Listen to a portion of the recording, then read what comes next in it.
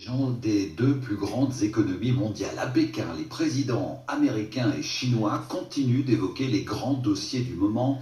On y parle des relations commerciales, du sort de Taïwan, mais aussi du conflit en cours au Moyen-Orient et notamment de la situation dans le détroit d'Ormuz.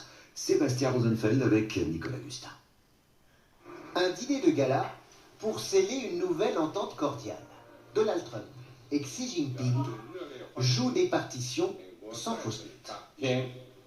Aujourd'hui, j'ai eu un échange de vues approfondi avec le président Trump sur nos relations ainsi que sur la situation internationale et régionale. Nous sommes convenus que nos liens sont aujourd'hui les relations bilatérales les plus importantes dans le monde. Nos relations commerciales basées sur le respect remontent à 250 ans et sont le fondement d'un avenir qui profite à nos deux nations. Les peuples américains et chinois partagent beaucoup de points communs. Nous valorisons le travail acharné, nous valorisons le courage et la réussite. Chacun lève son verre à la santé de l'autre, avec en prime, pour Donald Trump, une invitation à la Maison-Blanche le 24 septembre prochain. Depuis son arrivée, le président américain apprécie l'accueil.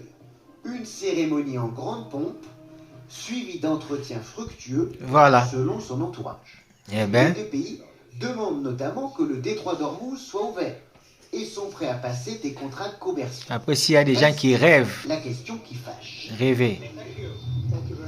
Monsieur le Président, avez-vous évoqué Taïwan? Pas de réponse. Le président américain a bien entendu l'avertissement de Pékin. Mais la partie américaine doit traiter la question de Taïwan avec la plus grande prudence. Donald Trump promet de s'exprimer sur le dossier, mais dans les prochains jours. En attendant, le repas est terminé. Le président veut éviter une mauvaise digestion. Comme le dit l'expression populaire, C'est de la sagesse. porte conseil. Voilà. Et Donald Trump n'est pas arrivé seul en Chine. Plusieurs personnalités qui l'accompagnent font beaucoup parler d'elle. Bonsoir Sébastien Rosenfeld. Vous suivez donc cette actualité pour nous. Il y a notamment un certain Marco Rubio, le chef de la diplomatie américaine. Il faut dire que cet homme est un véritable casse-tête pour Pékin, tout simplement parce que depuis 2020, il est soumis à des sanctions, il est interdit de territoire en Chine.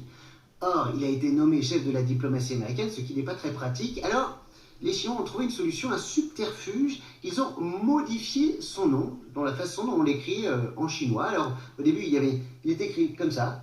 C'est pas possible. Maintenant, on voit une subtile modification du caractère, regardez, de l'accent. Ah là là là. C'est un nouveau Marco Rubio. Personne. Et celui-là, il n'est plus interdit de territoire en Chine. Il peut donc accompagner le président Mon Dieu. américain. Mais Marco Rubio, il reste fidèle à ses idées. Alors,